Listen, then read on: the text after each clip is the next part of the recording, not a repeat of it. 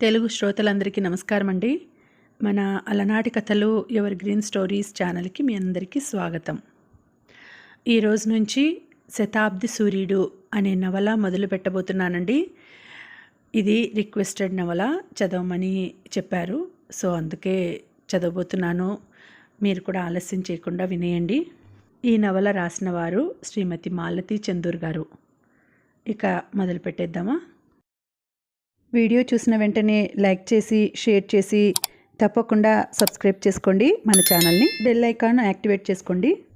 ఈ శతాబ్దిలో ఎన్నో అద్భుతాలు వైజ్ఞానికంగా, సాంకేతికంగా ఊహించలేనివి జరిగాయి. సూరమ్మ జీవితంలా ఈ శతాబ్ది మొదటి దశకంలోనే అతి హేయమైన మార్పు జరిగింది. ఈ శతాబ్ది ఆఖరి సంవత్సరంలో సౌజన్య కొత్త ప్రపంచం వైపు భుజాన ఫోల్డర్ బ్యాగ్ తగిలించుకొని, జీన్స్ ప్యాంటు, నెక్ స్వెటర్తో ఇందిరాగాంధీ ఇంటర్నేషనల్ ఎయిర్పోర్ట్లో క్యూలో నిల్చొని ఉంది.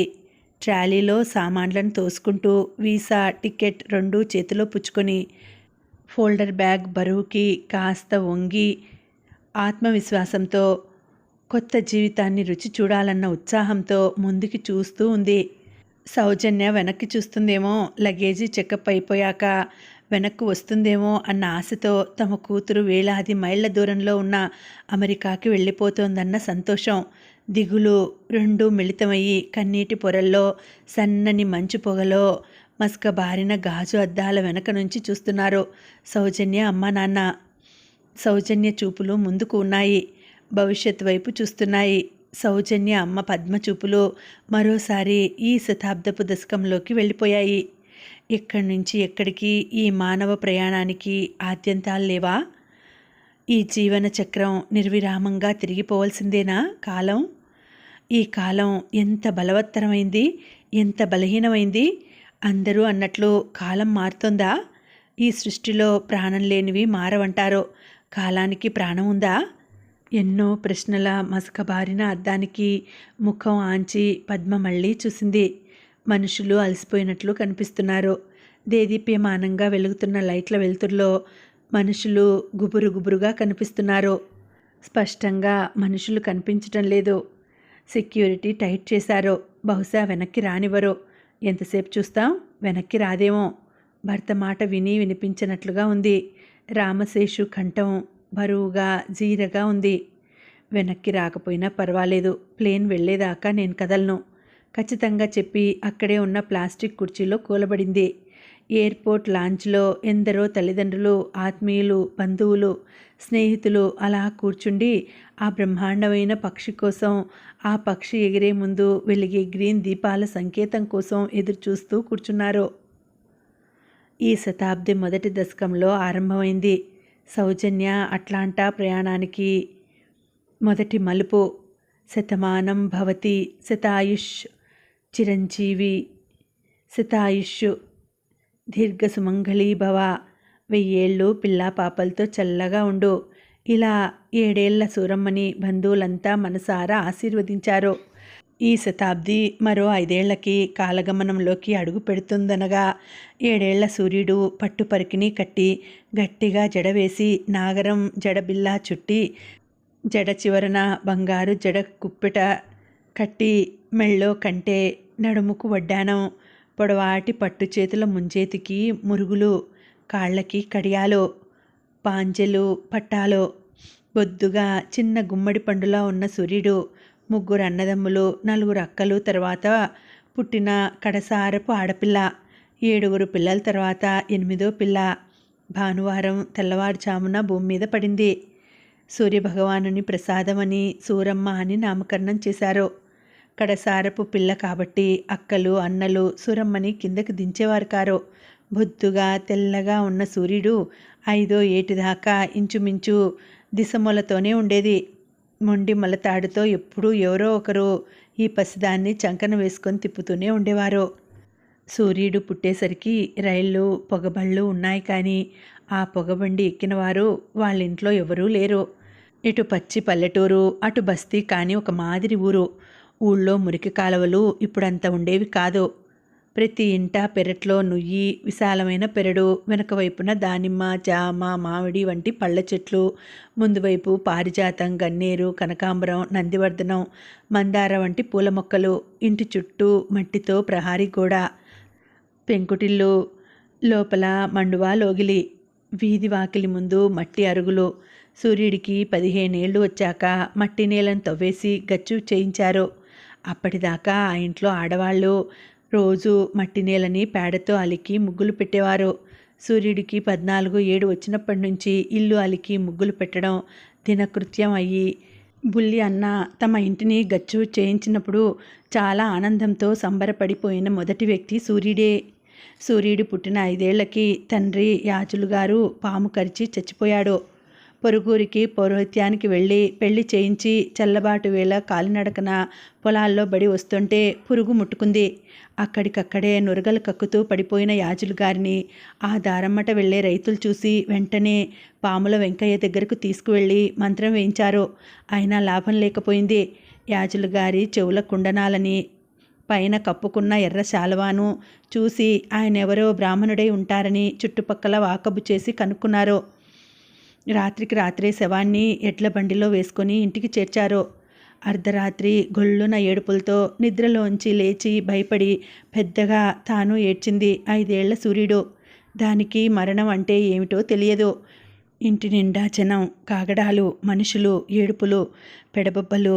తల్లి నేల మీద పొర్లుతూ తలకాయ బాధకు ఏడుస్తుంటే ఆ పసిదానికి ఏదో భయం, గుబులు. తను గొల్లుమని ఏడ్చింది. ఆడవాళ్ళు దాన్ని సముదాయించారు. ఎప్పటిలాగా అమ్మ దగ్గరకు తీసుకోలేదు. గుండెలకి హత్తుకొని ఊరుకోబెట్టనూ లేదు. ఎప్పుడూ ఎత్తుకు మోసే బుల్లి అన్నగారు కూడా పట్టనట్టు ఊరుకున్నాడు. అన్నయ్యా అంటూ బావురు మంది 5 ఏళ్ల పసిది. దీన్ని లోపలికి తీసుకెళ్ళండి కసిరాడు బుల్లి అన్నగారు. బిక్కు బిక్కుమంటూ చిన్న అన్నగారి పక్కకి చేరింది సూర్యుడు. సూర్యుడు, మనకి నాన్న లేడే, నాన్న మనల్ని అన్యాయం చేసిపోయాడే తల్లి. అక్కడ పడుకున్నాడుగా, ఎక్కడికి వెళ్ళలేదుగా ముద్దు మాటలతో అడిగింది సూర్యుడు. అయితే దాని ముద్దు మాటల్ని గుర్తించుకునే స్థితిలో లేరు. తెరలు తెరలుగా మనుషులు వస్తున్నారు. వచ్చినప్పుడల్లా ఇంట్లో అందరూ గొల్లున ఏడుస్తున్నారు. సూర్యుడు అలా చూసి చూసి అలసిపోయి నిద్రలోకి జారుకుంది.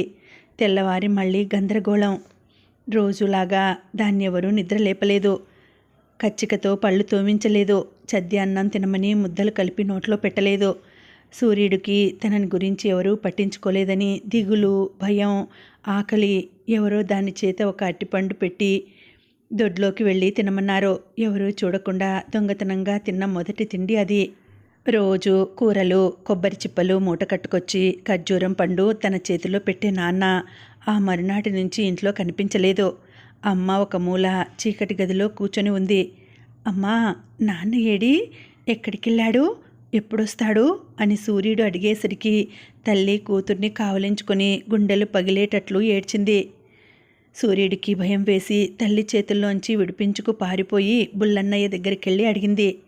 అన్నయ్య, నాన్న ఎక్కడికెళ్ళారు, ఎప్పుడొస్తారు? నాన్న రారమ్మా, దేవుడి దగ్గరికెళ్ళారు. మనకి నాన్న లేడే. చెల్లెల్ని దగ్గరికి తీసుకుని 2 కళ్ళ నుంచి దారగా కన్నీళ్లు రాలుతుంటే సముదాయించాడు. నున్నగా దూకొని చక్కగా ముడి వేసుకుని ఉండే అన్నగారు ఇప్పుడు బోడిగుండు చూసేప్పటికీ సూర్యుడి దుఃఖం ఆగలేదు. అన్నయ్యా, అన్నయ్యా. ఏమిటమ్మా, నాకు భయంగా ఉంది అంది సూర్యుడు. మేమంతా ఉన్నాం కదమ్మా, భయం దేనికి, రాత్రికి నా దగ్గర పడుకుందు గానిలే ఓదార్చాడు బుల్లి అన్నగారు. 10 రోజులు ఏడుపులు, పెడబొబ్బులు, ఇంటి నిండా జనం. వేళకి ఎవరో పిలిచి సూర్యుడికి ఇంత పెట్టేవారో, ముట్టుకోకు మైలు, అసింటా ఉండు, మా ఇంటికి రాకో, పిల్లలు సూర్యుడితో ఆడకండర్రా, దానికి మైలా, వాళ్ళ నాన్న పోయాడు గదా, అసౌచికం. ఇలాంటి మాటలు సూర్యుడు వింటం నేర్చుకుంది. తమ ఇంట్లో అన్నయ్యలు, వదినలు, అమ్మ, తను వీళ్ళంతా మైలవాళ్ళు. అక్కయ్యలు, బావలు, మేనత్తలు, అమ్మమ్మ వీళ్ళంతా మడివాళ్ళు. వాళ్ళన్నీ ముట్టుకోవచ్చు, వంటింట్లోకి వెళ్ళొచ్చు, మంచినీళ్ళు బిందెలోంచి నీళ్లు ముంచుకు తాగొచ్చు. కానీ అన్నయ్యలు, వదినలు, తను దూరంగా ఒక మూలగా కూర్చొని తినాలి. అక్కలు వాళ్ళు వండి ఎత్తెత్తి ఆకుల్లో వేస్తుంటే తినాలి. ఎవరి ఆకులు వాళ్ళు ఎత్తి పారేయాలి. వదినా, మైలంటే ఏమిటి అడిగింది 5 ఏళ్ల సూర్యుడు. దాని బట్టలు ఉతికి విడిగా ఎండేస్తున్నారు. ఇటు తిరక్కు, అటు తిరక్కు, ఆ నీళ్లు ముట్టుకోకు, ఈ నీళ్లు ముట్టుకోకు అంటున్నారు. మీ బుల్లన్నయ్యని అడుగు కసిరినట్టుగా అంది చిన్నవదిన. చిన్నవదిన మొదటినుంచి కస్సుమంటూనే ఉండేది. ఆవిడకు అత్తగారంటే పడదు. అత్తగారింట్లో ఎవరిని చూసినా పడదు. సూర్యుడు మైల గురించి తెలుసుకునే లోపలే ఒకరోజు తెల్లవారి లేచేసరికి తల్లి భయంకరంగా చీకటి గదిలో ప్రమిద ముందు తల నిండా ముసుగు వేసుకుని కూర్చోవడం కనిపించింది. అమ్మా అమ్మా అంటూ గట్టిగా ఏడుస్తూ కాళ్ళు చేతులు నేలని వేసుకుని కొట్టుకోవడం మొదలుపెట్టింది సూర్యుడు. అక్కలు అన్నలు ఎవరు చెప్పినా కొట్టుకోవడం ఆపలేదు. బుల్లి అన్నగారొచ్చి బలవంతాన ఎత్తుకుని బయటకు తీసుకెళ్ళి గుండెలు పగిలేట్లు ఏడుస్తున్న ఆ పసిదాన్ని ఓదార్చాడు. అమ్మ మనమ్మ కాదు కాదు అంటూ అన్న మెడని 2 చేతులతో చుట్టుకొని ఏడుస్తోంది. అమ్మేనమ్మా మనమ్మే. మరి మరి ఏం లేదు, నాన్న లేరు కదా, అమ్మ ఇక నగలు రంగు చీరలు. అన్నయ్య అమ్మ నీలాగా గుండు. అమ్మ కావాలనే జుట్టు తీయించుకుంది. ఇక నుంచి పువ్వులు పెట్టుకోదు, బొట్టు పెట్టుకోదు. ఎందుకని? నాన్నగారు లేరుగా. లేకపోతే? నాన్న లేనప్పుడు నాకు ఇవన్నీ ఎందుకు వద్దని అమ్మే అన్నీ తీసేసింది, జుట్టు తీయించుకుంది. సూర్యుడికి బుల్లి అన్న చెప్పేవి అర్థం కావటం లేదు. బుల్లి అన్నయ్య అబద్ధం చెప్పాడు. అమ్మ నాన్నగారి కోసం అన్నీ తీసేసుకుంది. అమ్మని చూస్తే భయం వేస్తోంది. దగ్గరికెళ్ళాలంటే భయంగా ఉంది, కొత్త దానిలా. అలవాటైపోతుందిలే, 2 నాళ్ళైతే అదే అలవాటైపోతుంది. చెల్లెల్ని వీపు మీద రాస్తూ సముదాయిస్తున్నాడు బుల్లి అన్నగారు. అన్నగారు అన్నట్లే సూర్యుడికి తల్లి రూపం అలవాటైపోతోంది. నుదుట పెద్ద కుంకుమ బొట్టు, జడ హల్లుకొని, పాయలోంచి గుండ్రటి ముడి, దాని మధ్య బంగారు చేమంతి పువ్వు, చేతి నిండా పట్టు గాజులు, మధ్య మధ్య బంగారు మురుగులు, 2 ముక్కులకు ముక్కు పుడకలు, అడ్డబాస, మెడలో కంటే, కాళ్ళకి కడియాలు, గొలుసులు, కాలివేళ్లకి మట్టెలు, కాసాబోసి చీర కట్టుకొని మోచేతి దాకా రవిక వేసుకొని ముడిలో మందార పువ్వుతో అమ్మ నడిచి వస్తుంటే ఆ మట్టెల ధ్వనితోనే గుర్తుపట్టేది అమ్మ వస్తున్నదని. అలాంటి అమ్మ తల మీద ముసుగుతో, తెల్లని సైను పంచెతో, రవిక లేకుండా తెల్లవారి లేస్తే ఎవరి కంటా పడకుండా దాక్కోవడం సూర్యుడు చిన్న మనసుకి బాధగా భయంగా ఉంది. ఆ పాత అమ్మ రూపంలో ఈ కొత్త అమ్మని ఊహించుకోలేకుండా అమ్మ దగ్గరకు పిలిచిన సూర్యుడికి వెళ్ళాలనిపించేది కాదు. ఏదో కొత్త మనిషి దగ్గరికి వెళ్ళినట్లు ఇబ్బందిగా మొహమాటంగా ఉండేది. 5 ఏళ్ల సూర్యుడిలో అవ్యక్తమైన భయం, పైకి చెప్పలేని గుబులు. 5 ఏళ్ల సూర్యుడిని ఒళ్ళో కూర్చోబెట్టుకుని బుల్లి అన్నగారు ఆలు దిద్దించడం నేర్పాడు. ఇసుకలో చూపుడు వేలుతో అక్షరాలు దిద్ది అవి సరిగ్గా ఉన్నాయో లేవో అన్నగారిని పిలిచి చూపించేది సూర్యుడు. బుల్లి అన్న మెచ్చారన్న కొద్దీ సూర్యుడిలో ఉత్సాహం పరవళ్ళు తొక్కేది. అలా తెలుగు అక్షరాలు రాయటం, చదవటం నేర్చుకుంది. సూర్యుడు దాన్నెవరూ బడికి పంపలేదు. తమ వీధిలోనే ఉన్న వీధి బడికెళ్ళి చదువుకుంటానని సూర్యుడు అడగనూ లేదు. వామనగుంటలు, చింతపిక్కలు, చుట్టుపక్కల పిల్లలతో కలిసి ఆడుకునేది. తండ్రి పోవడంతో వాళ్ళింట ఆ ఏడాది పండుగలు పబ్బాలు జరుపుకోవడం లేదు. నెల మటుకు ఇంట్లో హడావిడి, బ్రాహ్మలు రావటం, బంధువులంతా రావటం, గారెలు, పరమాన్నాలు, అప్పాలు. తెల్లవారగట్ల 3 నుంచి తడిబట్టలు మడికట్టుకోవటాలు, ముట్టుకోకు అంటూ కేకలు, అమ్మ ఏడుపు, మాసికం నెల మాసికం అంటూ పెద్దవాళ్ళంతా ఏడుస్తూ, తింటూ తిట్టుకుంటూ, పెళ్లి సంబంధాలు మాట్లాడుకుంటూ రాత్రి దాకా గడిపి దీపాలు పెట్టేసరికి ఎక్కడి వాళ్ళు అక్కడ మూటలు సర్దుకొని వెళ్ళిపోవడం సూర్యుడికి తమాషాగా ఉండేది. ఆ సంవత్సరంలోనే సూర్యుడికి పెళ్లి ప్రయత్నాలు ప్రారంభించారు. ఏడాది తిరగకుండా పెళ్లి చేస్తే కన్యాదాన ఫలం చచ్చిపోయిన వాళ్ళకి దక్కుతుందని శాస్త్రాలు ఘోషిస్తున్నాయి అంటూ చిన్న కొడుకు వాదాన్ని మొదలుపెట్టాడు. సోదెమ్మగారికి అంటే సూర్యుడు తల్లికి మొదటి నుంచి మాట్లాడే ధైర్యం లేదు. ఆమెది తనకంటూ అభిప్రాయాలు లేవు. ఇది సరికాదు, సంవత్సరం శౌచకం, ఏడాది పాటు జీవుడు ఇంటి చూరును పట్టుకు వెళ్లాడుతుంటాడు. సంవత్సరికాలు వెళ్ళిపోయి 3 ఏళ్లలోపు పెళ్లి చేయటం అన్ని విధాలా మంచిది అని అల్లుళ్ళ సలహా. సోదమ్మగారు అన్నింటికీ బుర్ర వంచిందే తప్ప ఒక్క మాట అనలేదు. లోగడ పువ్వులు జడబిల్లా ఉన్న తల వంచి మొగుడి ఆజ్ఞలు పాటించేది. ఇప్పుడు జుట్టు లేని ముసుగు బుర్రని వంచి ఎవరు ఏం చెబితే అది చేస్తున్నది. అమ్మ ఒంటి మీద నగలు సూర్యుడికి బాల తొడుగు కింద ఇద్దాం అన్నాడు బుల్లి అన్నగారు. జీవుడు, బాలతొడుగు, సంవత్సరికాలు, సౌచికం ఇలాంటి కొత్త మాటలకి అర్థాలేమిటి? ఎవరిని అడిగితే ఈ మాటల అర్థాలు తెలుస్తాయి? సూర్యుడు బుర్ర వికసించడం మొదలు పెడుతోంది. కొత్త మాట వింటే దాని అర్థం ఏమిటి అన్న కుతూహలం కలుగుతోంది. ఆ ఇంట్లో సూర్యుడు సందేహాలని తీర్చగల వ్యక్తి ఒక్కడే ఉన్నాడు. అతను బుల్లన్నయ్య. సూర్యుడు అన్నగారిని అడిగింది. అతను పెద్ద బాలశిక్ష తీసుకొచ్చి, ఇది చదువుకో, ఇందులో నీతి కథలు, వారాలు, నక్షత్రాలు, నెలలు అన్నీ ఉంటాయని ఇచ్చాడు. ఒరేయ్ బుల్లి, ఆడదానికి చదువెందుకురా? రేపో మాపో పెళ్లి చేసి పంపేదానికి పెద్ద బాలశిక్ష దేనికి? చదవక మగవాడు, చదివి ఆడది చెడిపోతారు అంటూ కాస్త గొడవ చేశాడు చిన్నన్నగారు ముక్కుపొడం ఘాటుగా పిలుస్తూ. సూర్యుడికి మొదట్నుంచి చిన్నన్నగారంటే భయం. ఆ ఇంట్లో ఎవరేం చేయాలి, ఏ కూర వండాలి, తిథి వార నక్షత్రాలు, శకునాలు ఇత్యాదివన్నీ చెప్పి అందరినీ సాంప్రదాయబద్ధంగా నడిపిస్తూ ఉంటాడు. తండ్రి పోయాక ఆ ఇంటి పరువు ప్రతిష్టలు, ఆచార వ్యవహారాలు తన భుజాల మీదకి ఎత్తుకున్నాననుకుంటాడు. తండ్రి కుండనాలు, ఆయన ఎర్రసాల్వ సొంతం చేసుకున్నట్లే ఆయన పౌరోహిత్యం కూడా తన వారసత్వం అనుకుని అందులోనే తలమునకలవుతున్నాడు. సూర్యుడు పెద్దన్నగారు మునసబు కోర్టులో వకీలు గారి వద్ద గుమాస్తాగా ఉన్నాడు. ఆయన ఇంటి వ్యవహారాల్లో కల్పించుకోడు. బుల్లి అన్నయ్య ముందు వసారా వెనుక వాలుజడ లాంటి జుట్టు నున్నగా దువ్వి వదులుగా ముడి వేసుకుంటాడు. పొడవు చేతుల కంటే మెడ, చొక్కా గోచి పోసిన పంచ. చిన్న అన్నగారిలానే చొక్కా లేకుండా శాలువా మటుకే కప్పుకొని ఉంటాడు. సూర్యుడు ముగ్గురి అక్కలకి పెళ్ళిళ్ళయి అత్తవారిళ్లకు వెళ్ళారు. వాళ్ళకి పిల్ల పాప అంతా ఉన్నారు. పెద్దక్కగారు మటుకు భర్త పోయి అత్తవారింట్లోనే ఉంది. ఆవిడకు పిల్లలు లేరు. తండ్రి పోయాక ఆ ఇంట్లో కొద్ది కొద్దిగా మార్పులు ప్రారంభమయ్యాయి. అన్నదమ్ములు సూర్యుడు పెళ్లి చేసేసి ఎవరికి వారు వేరుపడదామని ప్రయత్నాల్లో ఉన్నారు. సూర్యుడికి 8వ ఏట అష్టపర్వం వచ్చేసరికి పెళ్లి సంబంధం ఖాయం చేశారు. పెళ్లి కొడుకు వేదం చదువుకున్నాడు. వైదిక కార్యాలు నిర్వహించగల మంత్రాలు నేర్చుకున్నాడు. వాళ్ళ ఊళ్ళోనే శివాలయంలో అర్చకుడుగా ఉంటున్నాడు. సంస్కృతం ధారాళంగా మాట్లాడగలడు. ఒక్కడే కొడుకు. 15 ఏళ్ళు నిండి 16 వచ్చాయి. అన్ని విధాలా తమకి సరిపోయిన సంబంధం. పెళ్లి ఖర్చులకి తల్లి నగలు అమ్మాలని, సూర్యుడికి వంటి మీద ఉన్న నగలు బాలతొడుగుగా కన్యాదానం చేస్తామని నిర్ణయించుకున్నారు. తల్లి నగలు అమ్మటానికి వీల్లేదు అని బుల్లి కొడుకు మొదట్లో పట్టుపట్టాడు. 5-6 రోజుల పెళ్లివారికి లాంఛనాలు, అప్పగింతల బట్టలు, వీటికి మా దగ్గర డబ్బులు లేవని పెద్ద కొడుకు చిన్న కొడుకు గొంతులు చించుకోవడంతో వేరే దారి లేక సూర్యుడు పెళ్లికి సోదెమ్మ గారి నగలన్నీ బజారులో పడ్డాయి. పెళ్ళి అంటే అప్పట్లో సూర్యుడికి సరదాగానే ఉంది.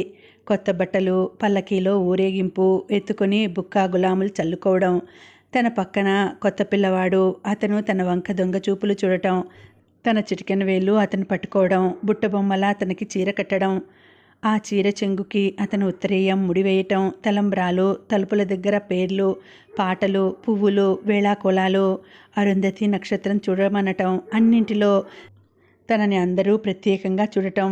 సూర్యుడికి పెళ్ళి 5 రోజులు, ఆ తర్వాత 16 రోజులు కులాసాగా సరదాగా గడిచిపోయాయి. మెళ్ళో 2 మంగళసూత్రాలు, అత్తవారు పెట్టిన మువ్వల పట్టెడ. సూర్యుడు ఒక్క నెల రోజుల్లో పెద్ద ఆరిందాలా అయిపోయింది. పూర్వంలాగా పరుగులు పెట్టడం, తొక్కుడు బిళ్ళ, చింతగింజలు కాలం అయిపోయింది. పెళ్ళయింది. సౌభాగ్యం కోసం, 5వ కోసం నోములు నొయ్యాలన్నారు. వదినలు దగ్గర ఉండి శ్రావణ మంగళవారాలు, సావిత్రి, గౌరీదేవి నోము, మూగ నోము, చిట్టిబొట్టు ఇలా ఏదో ఒక నోముతో ఏడాది గిర్రున తిరిగిపోయింది. పండగలకి కొత్త పెళ్లి కొడుకు అత్తవారింటికి రావడం, సూర్యుడు అత్తగారింటికి వెళ్ళటం, అలా ఏడాది గడిచిపోయింది. ఈలోగానే పెద్దన్నగారు భార్యను తీసుకొని అదే వీధిలో ఒక చిన్న ఇల్లు కొనుక్కొని గృహప్రవేశం చేసుకొని వెళ్ళిపోయాడు. సూర్యుడు పెళ్ళైన వేళ మంచిది, పెద్దవాడికి ఇల్లు అమిరింది అని తల్లి మురిసిపోయినప్పుడు సూర్యుడు సంతోషపడింది. ఎందుకంటే దానికి పట్టుపావడా కుట్టించారు అన్నా వదినలు. ఆ సాయంత్రం సూర్యుడు పక్కింట్లో బొమ్మల పెళ్ళిళ్ళు చేసుకుంటుంటే చిన్న వదిన అర్జెంటుగా రమ్మని రెక్క పట్టుకొని బరబరా లాక్కెళ్ళింది. కారణం చెప్పలేదు. వస్తావా రావా అంటూ గద్దించి లాక్కెళ్ళింది. ఇంటికి చేరుకునేప్పటికీ ఇంట్లో పెద్ద పెట్టున శోకాన్నాలు. తల్లి సూర్యుడిని పట్టుకొని, నీకు చావు రాలేదేమే పాపిష్టి మొహందానా, దరిద్రపు గొట్టుదానా అంటూ సూర్యుడు విప్పు మీద 2 చరిచి గట్టిగా కావలించుకొని ఏడుపు ప్రారంభించింది. ఏం జరిగిందో, తల్లి తనని ఎందుకు కొట్టిందో అర్థం కాక 9 ఏళ్ల సూర్యుడు బిక్క చచ్చిపోయి భయంతో చూస్తోంది. అమ్మా ఊరుకో, అదేం చేస్తుంది, మన కర్మ అంటున్నాడు బుల్లి అన్నయ్య. దీన్ని నూతిలోకి తోసి నేను చస్తాను. ఒసే దిష్టిమొహందానా, చావు పోయి, వాడితో పాటు నువ్వు చావే. తల్లి ఏడుపు. ఆ వాడు అన్నది తన భర్త అని, అతను స్ఫోటకం పోసి చచ్చిపోయాడని, ఆ కబురు తెచ్చిన మనిషి వీధిలో నుంచి అలాగే వెళ్ళిపోయాడని చాలా రోజుల దాకా సూర్యుడికి తెలియదు. అమ్మవారు ఈ ఇంటి మీద సోకకూడదని, అమ్మవారు పోసింది కాబట్టి దహనం చేయకుండా పూడ్చిపెట్టారని ఆ వచ్చిన మనిషి చెప్పాడట. పిల్లని అక్కడికి తీసుకురావద్దని, అన్ని పనులు పుట్టింట్లోనే కానివ్వమని అత్తవారి వైపు వారు కబురు పెట్టారు. 9 ఏళ్ల సూర్యుడిని పట్టుపరికిని కట్టుకోవద్దన్నారు. పువ్వులు పెట్టుకోకూడదన్నారు. చేతులకి మట్టి గాజులు, నుదుటి మీద కుంకం కూడదన్నారు. 10వ రోజున ఊరి బయటికి లాక్కుపోయి మెళ్ళో పుస్తెలు, కాలిమెట్టలు తీసేసి కాలవలో 3 సార్లు ముంచి తెల్లవారు 3 గంటల వేళ కటిక చీకట్లో ఎముకలు కొరికే చలిలో పసిదాన్ని లాక్కొచ్చి మూల గదిలో పడేశారు.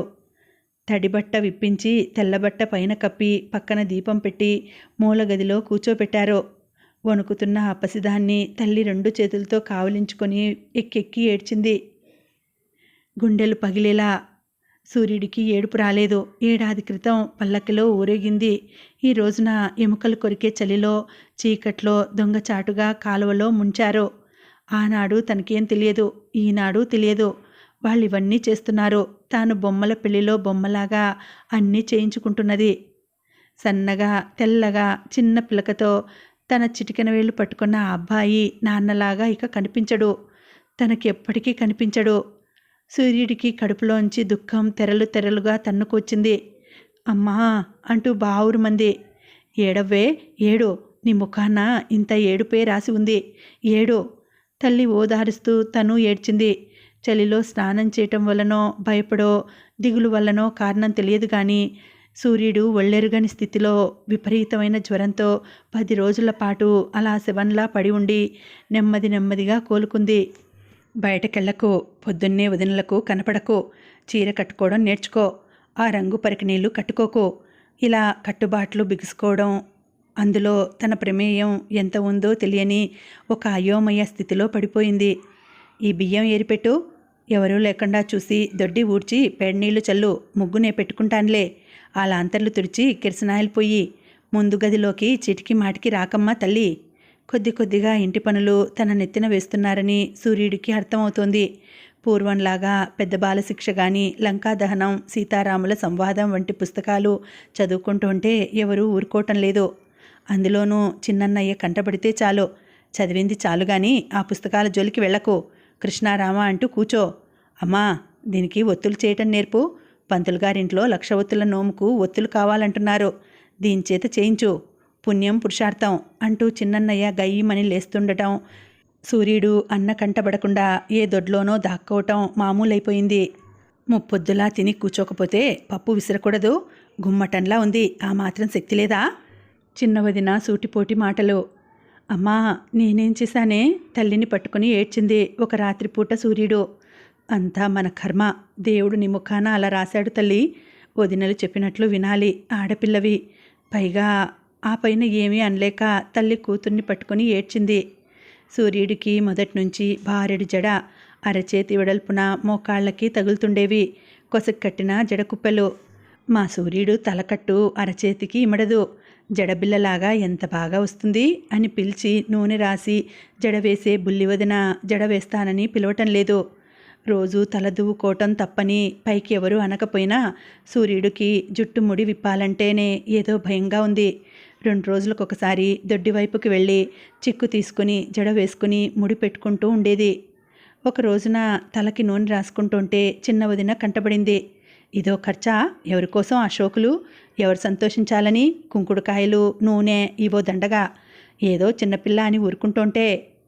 సూర్యుడు భయంగా గది లోపలికి పారిపోయింది. ఆ తర్వాత సూర్యుడికి రోజు ఇల్లు అలికే పని అప్పగించారు. నిద్ర లేచి ముఖం కడుక్కొని ఆదరా బాదరా ఇల్లంతా పేడ వేసి అలికి ఉంచాలి. చిన్న వదిన లేచి ముగ్గు కర్ర గీస్తుంది. తను ఇల్లు అలకటానికి పనికొస్తుంది కానీ ముగ్గులు పెట్టడానికి పనికిరాదు. గుమ్మాలకి పసుపు పూయకూడదు, పూజకి పూలు కొయ్యకూడదు, ఒత్తులు మటుకు నడుములు పడిపోతున్నా చేయాలి. ఆ రోజున ఆ ఇంట్లో శవం లేచినట్లుగా ఏడుపులు పెడబొబ్బులును. ఎవరు ఎందుకు ఏడుస్తున్నారు? అందులో తల్లి తల బద్దలు కొట్టుకుంటుంటే, వదినలు మూతులు తిప్పుకుంటుంటే, సూర్యుడు తప్పు చేసినట్లు గోడని పట్టుకుని బల్లిలా నిల్చుంది. వెదమోహందానా, ఇదొక్కటే తక్కువైంది, చావు, ఆ దొడ్లో మూల తగలడు అంటూ తల్లి రెక్క పట్టుకొని దొడ్లోకి ఈడ్చుకుపోయి పరికిని ఓణి తీసేసి తెల్లచీర కట్టుకోమని వయసుకొచ్చిన పిల్ల తీసుకోవాల్సిన జాగ్రత్తలు బోధిస్తోంది. ఏడుస్తూ తిట్టుకుంటూ కూతుర్ని తిడుతూ తమకు అన్యాయం చేసిన ఆ దేవుణ్ణి దుమ్మెత్తిపోస్తూ దొడ్లో మూల గదిలో నక్కి కూర్చున్న సూర్యుడికి తన పరిస్థితి అర్థమవుతోంది. మేనత్త కూతురు సుబ్బలక్ష్మికి ఇదే పరిస్థితి వచ్చినప్పుడు ఎంత హడావిడి చేశారు. రజస్వల అయింది, పెద్దదైంది, పుష్పవతి అయింది, సమర్థ ఆడింది, రకరకాల పేర్లతో పిలిచారు. కొత్త తాటాకులు అప్పటికప్పుడు కొట్టించి తెప్పించారు. తాటాకుల మీద పసుపు బట్ట పరిచి 4 వైపులా కొబ్బరి చిప్పలు పెట్టి పేరెంటాలని పిలిచి చిమ్మిలి తొక్కించారు. పాటలు పాడారు, హారతులిచ్చారు. 4 రోజులు సాయంత్రాలు చిమ్మిలి తొక్కి పేరెంటాలు చేశారు. 5వ రోజు స్నానానికని బుల్లి వదినతో పాటు తాను చెంబుడు నీళ్లు తీసుకెళ్ళింది. అందరూ తలో బిందా వేడినీళ్లు తెచ్చిపోశారు.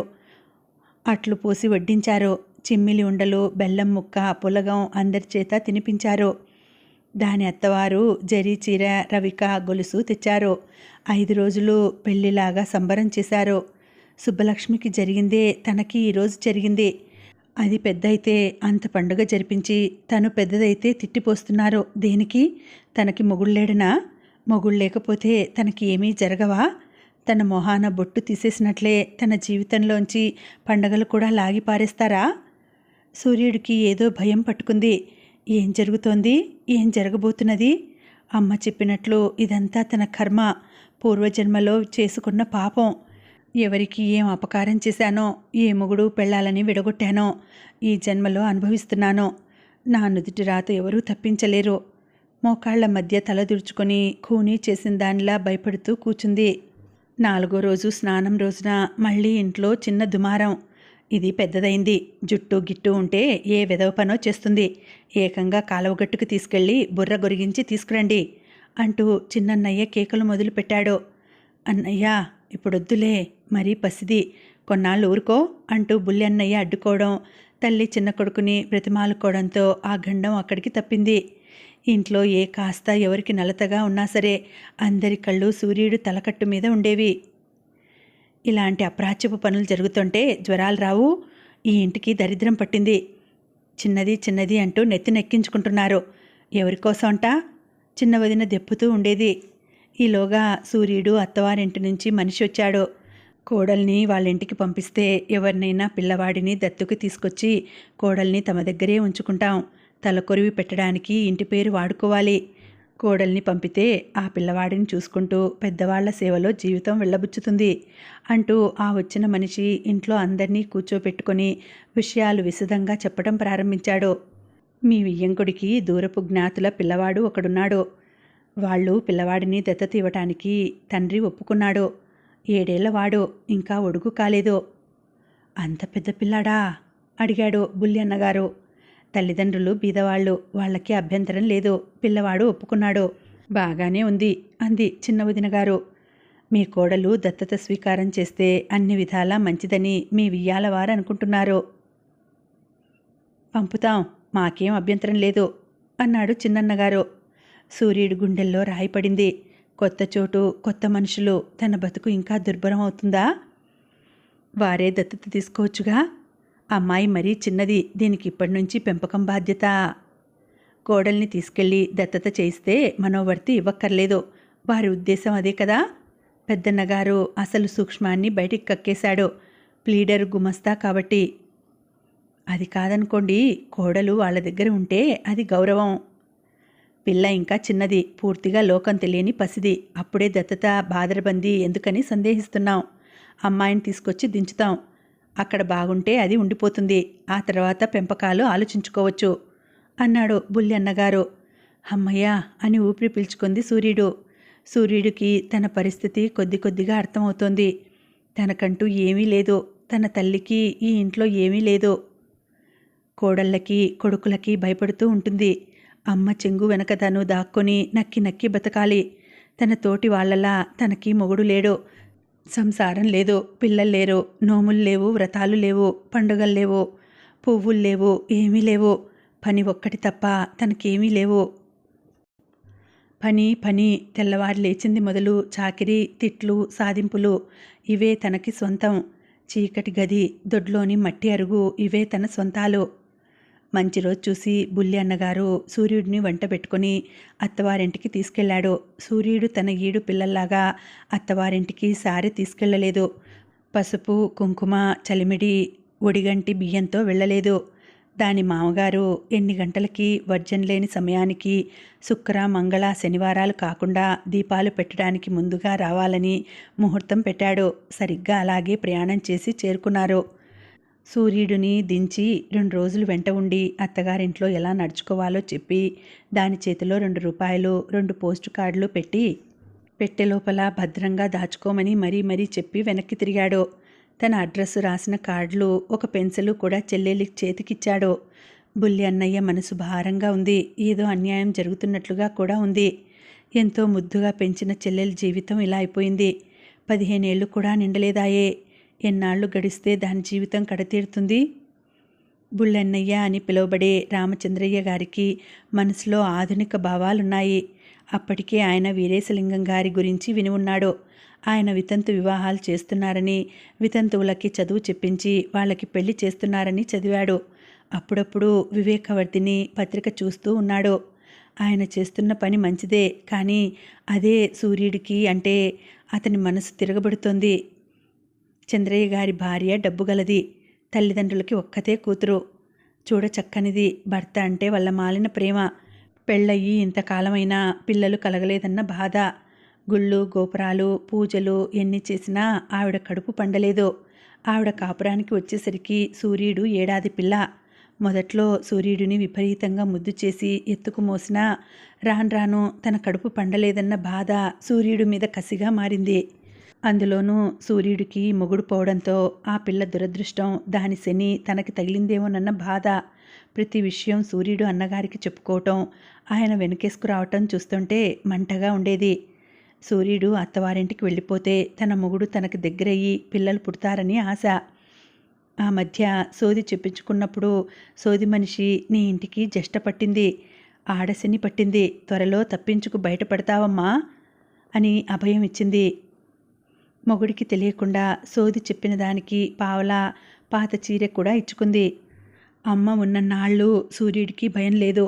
అమ్మ సూర్యుడు పొంగించుకు తింటారు. అమ్మ చచ్చిపోతే సూర్యుడు నా దగ్గర ఉంటుంది. అంతేగాని దానికి వితంతు వివాహం చేసి కులాన్ని మంటగలపను. పేరు ప్రతిష్టలని గంగపాలు చెయ్యను. సాంప్రదాయాన్ని, ఆచారాలని కాలరాయను. రేపు నాకు పిల్లలు పుడితే వాళ్ళని అదే పెంచి పెద్ద చేస్తుంది. వాళ్ళకి పెళ్ళిళ్ళు చేసి కోడళ్ళొస్తే వాళ్ల పురుళ్ళు పుణ్యాలు చూస్తుంది. అంతేగాని దానికి పెళ్లి చేసి సాంప్రదాయాన్ని మంటగలపకూడదు.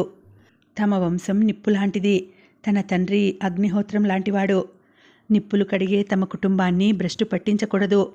సూర్యుడికి ఏ లోటు రాకుండా బ్రతికినన్నాళ్ళు దాన్ని కాపాడుకుంటూ చూస్తాను. చంద్రయ్య ఆలోచనలు ఇలా సాగిపోతున్నాయి. ఆయన మనసు సాంప్రదాయానికి, చెల్లెలి నిర్భాగ్య జీవితానికి మధ్య ఊగిసలాడుతూ ఉంది. సూర్యుడు పుట్టి పెరిగింది ఒక మాదిరి పల్లె, బస్తీ గాని మధ్య రకం ఊరు. వాళ్ళింట్లో నుయ్యి ఉంది కానీ ఇంటి వెనుక కాలువ లేదు. కాలువకి వెళ్ళాలంటే 4 వీధులు దాటుకొని వెళ్ళాలి. సూర్యుడికి వాళ్ళ ఊళ్ళోని కాలువ అంటే అసహ్యం, భయం. 5 ఏళ్ల క్రితం కటిక చీకట్లో దాన్ని బలవంతాన కాలువ ఒడ్డుకు తీసుకెళ్ళి అమ్మ, మరో ముసలమ్మ కలిసి కాలువలో ముంచి మెళ్ళో మంగళసూత్రాలని లాగేయటం దానిని ఇంకా వెంటాడుతూనే ఉంది. అందుకే వాళ్ళ సొంత ఊరిలోనే కాలువ వైపు అది కన్నెత్తి కూడా చూడదు. అత్తవారి ఊరు పల్లెటూరు. ఆ ఊరికి బస్సులు కూడా లేవు. బస్సు దిగి 2 మైళ్ళు కాలువ ఒడ్డును నడిస్తే గాని ఆ ఊరు రాదు. అత్తగారి ఇల్లు మట్టి గోడలైనా విశాలంగా ఉన్నాయి. దొడ్లో పాడి పశువులు, వీధిలో పూల మొక్కలు, దొడ్లో కొబ్బరి చెట్లు, కూరపాదులు, పెరటిని ఆనుకొని గోదావరి పంట కాలువ. వేసంగిలో కూడా ఆ కాలువలో నీళ్లుంటాయట. దాన్ని చెరువు అంటారు ఆ ఊరి వాళ్ళు. ఆ చెరువులోనే మడి స్నానాలు చేసి కాస్త పైగా వెళ్ళి మంచినీళ్లు కూడా ముంచుకొస్తుంటారు. ఆ నీళ్లు తెల్లగా స్వచ్ఛంగా కొబ్బరి నీళ్ళలా ఉంటాయి. అత్తగారు అడ్డబాస, కంటే, వడ్డానం, కాళ్లకు అందెలు, కడియాలతో ఒకప్పటి అమ్మలాగా ఉంది. ఆవిడ అమాయకంగా సాధువులాగా అనిపించింది సూర్యుడికి.